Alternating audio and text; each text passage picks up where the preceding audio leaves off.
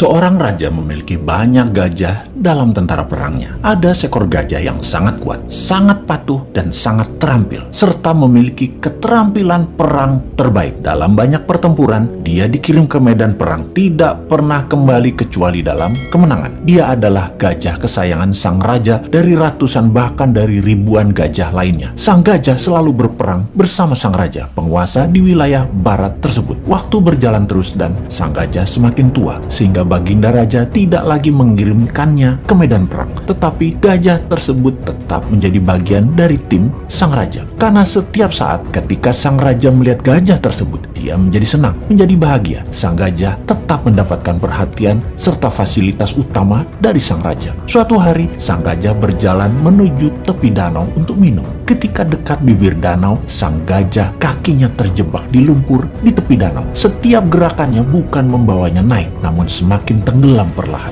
Dia terus berusaha, namun dia tetap tidak bisa mengangkat kakinya dari lumpur. Beberapa orang melihat usaha sang gajah dan tahu bahwa gajah tersebut dalam masalah besar dari nada suara teriakan belalainya. Dan berita ini pun tersebar cepat sampai akhirnya ke telinga sang raja. Semua orang panik karena tahu gajah ini kesayangan raja. Raja pun bergegas ke lokasi. Melihat gajah tadi terus tenggelam perlahan tanpa daya, sang raja memerintahkan semua orang di sekitar membantu mengangkat gajah tersebut. Mereka menggunakan berbagai cara untuk mengangkat gajah tersebut, namun tetap tidak bisa terangkat.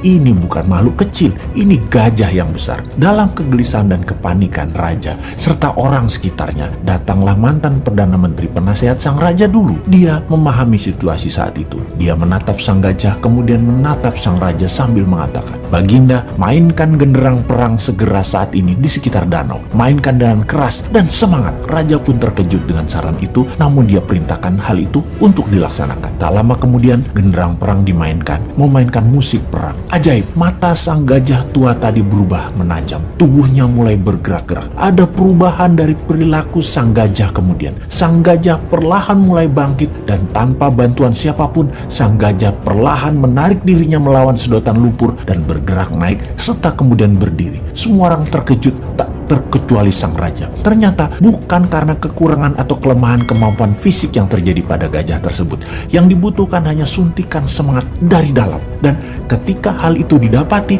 semuanya terselesaikan masalah apapun yang dihadapi. Untuk mempertahankan semangat dalam diri, sangatlah perlu sahabat semua mempertahankan tujuan hidup ke depannya di dalam pikiran bawah sadar kita. Dan jangan pernah ada rasa kalah atau menyerah dalam diri kita. Sahabat, mengapa saya menceritakan hal ini? Di saat pandemi saat ini, di waktu yang berat seperti saat ini, di saat ketidakpastian menghadang di depan, kita semua harus terus menyuntikkan semangat di dalam diri serta orang-orang di sekeliling kita. Pastikan kita semua punya visi dan misi yang jelas, purpose of life, dan semangat yang besar tadi. Pastikan ada genderang perang selalu menyala dalam diri Anda. Kita harus terus bersemangat untuk selalu sehat, makan makanan yang bergizi, selalu bersama orang yang membawa diri kita ke atas, penuh cinta dan penuh tawa. Pastikan kita berhenti menyalahkan keadaan seperti ini. Juga pastikan masalah yang terjadi saat ini yang memperlakukan kita negatif seperti saat ini tidak perlu ditakuti. Banyak hal indah dan besar terjadi di sekeliling kita. Ada solusi atas apapun masalah yang terjadi saat ini. New Mind salah satu solusinya. Dan